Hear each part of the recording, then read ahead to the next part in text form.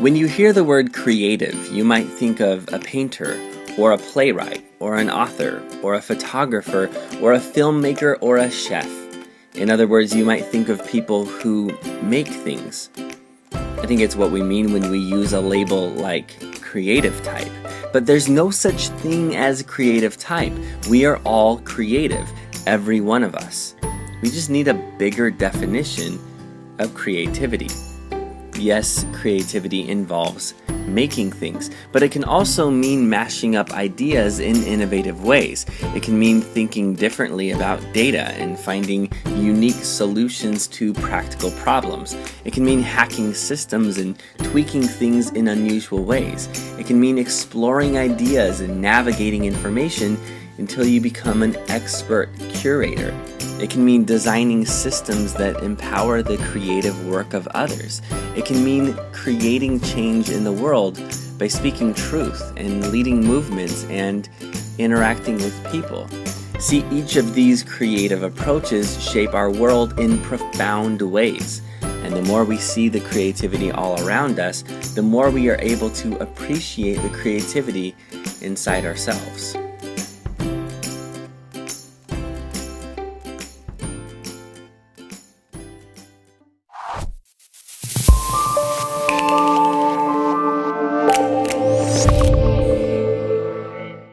Advertising is everywhere. People are bombarded by ads every day, and it's becoming harder for products to stand out. Companies are relying on creative advertising to have an impact on customers. In QUT's Creative Advertising course, we prepare our students for the global advertising industry. The creative in creative advertising is more and more in demand, and that's what we teach. We teach our students to use the creative process to build a cutting-edge portfolio and to prepare them for a rewarding career in advertising.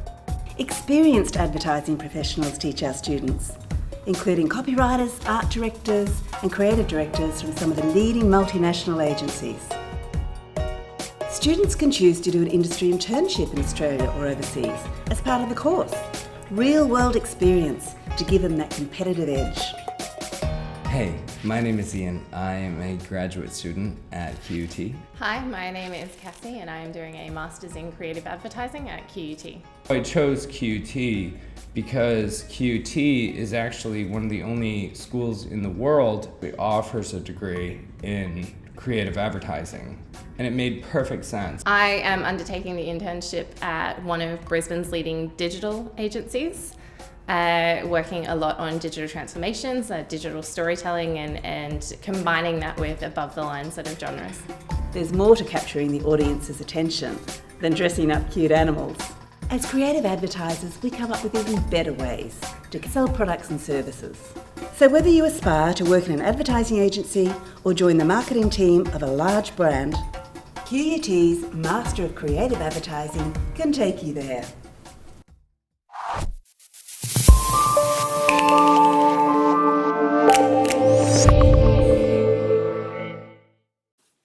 Teaching is a craft. It's both an art and a science, and it can't be accomplished by following a recipe. There is no guidebook or instruction manual or how-to video for how to be a great teacher. There is no secret formula or codified list of best practices that will guarantee success in your classroom. This craft of teaching is often messy and confusing. You doubt yourself, you get frustrated, you make mistakes, tons of them. And improvement is painfully slow. And yet, that's the beauty of it. You get to explore like an astronaut. You get to experiment like a scientist. You get to design like an engineer. You get to compose like a musician. And you get to create like an artist. There's no point where you have arrived.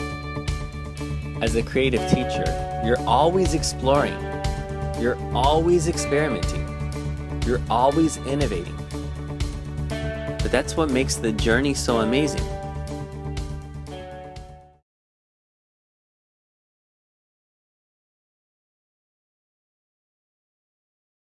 Please be sure to like this video and subscribe to this channel.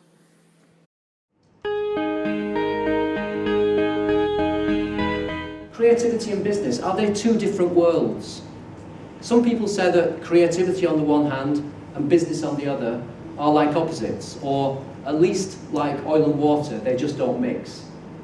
I agree that sometimes there can be conflicts, but fundamentally I disagree that they are so different. I believe that we can bring together, in harmony, creativity and business to achieve the success that we want. What upsets me actually is a lot of the creative people I work with, they're amazing. They've got fantastic creativity, whether as designers, artists, musicians, photographers, filmmakers. They're brilliant. In the studio or their workshop, they're just switched on, creative, intelligent, buzzing, fantastic. But something happens to them when they walk out of their studio and into their office. And it's as if they switch off their intelligence and their imagination. And when they do the business stuff about setting up a company, partnerships, money, pricing, marketing, they switch off their intelligence and they do it in the most boring, unimaginative, dull, conservative kind of way. And it hurts me. It upsets me. Because these are intelligent people. And in my view, we can be highly creative within the office, not only in the studio, in the way that we do business, in our business system, in how we set up businesses and companies, who we go into partnership with, how we manage money, how we generate income. So we need to be creative in that way. Crowdfinancing is the equivalent in terms of raising money. Instead of going to one banker or one investor for the money, you can actually go to the crowd and say, maybe a lot of people can give us a small amount to get this business going. And the inspiration for a discussion I started on the Creative Enterprise Network, which you can look at, lots of examples, people have contributed from all over the world. The inspiration was actually 3 sixth formers in England who wanted to make a feature film, like you do when you're a sixth former. But even the micro-budget feature film cost £100,000. That's cheap for a film. And it's not the kind of money we carry around. So they could have sulked and said, we're never going to do it. But what they did is set up a website, said, we want to do this project, and if you give us £1 by PayPal or credit card, we'll give you a credit in the film. And they got £110,000. Well done. I raised my hats to them. Imaginative thinking, not only about how to make a film, but how to make the finances for the film. So we can use our creativity in lots of ways. So in finishing off, I'd say, achieve your own version of success. Don't follow other people. Don't just go with the crowds. Decide what you mean by success. That's my starting point as a consultant. Do you want to be successful? Yes. What do you mean by success?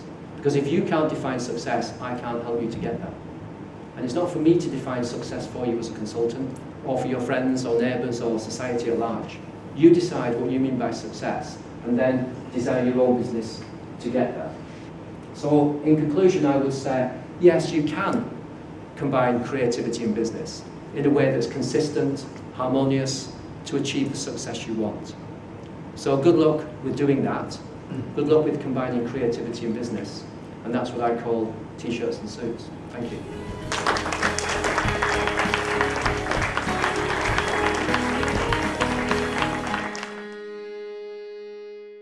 With the click of a button, I can send my work to the entire world. It can feel empowering. I tap a screen and suddenly my ideas are reaching a larger audience. But what if that's not always ideal? True, audience matters, but so does solitude. There's power in disconnecting from the world and creating art for an audience of one. See, when I'm publishing to an audience, I'm thinking about how my work will be perceived. I want people to love what I made. So I'm sharpening my ideas, I'm reshaping my words, and at times I grow kind of risk averse. I start caring too much about what other people think, and it makes me less creative. But when I'm alone, I can make mistakes, big mistakes. Nobody knows, nobody cares. And this is why I journal. My journal is a forest filled with scribbles and sketches and wild ideas sprouting everywhere. I can go anywhere. I can dance and sing and yell. I can wander and wonder. I can take a creative plunge into the unknown. Because everything is an experiment. And that's the power of journaling. It's a secluded space of creativity.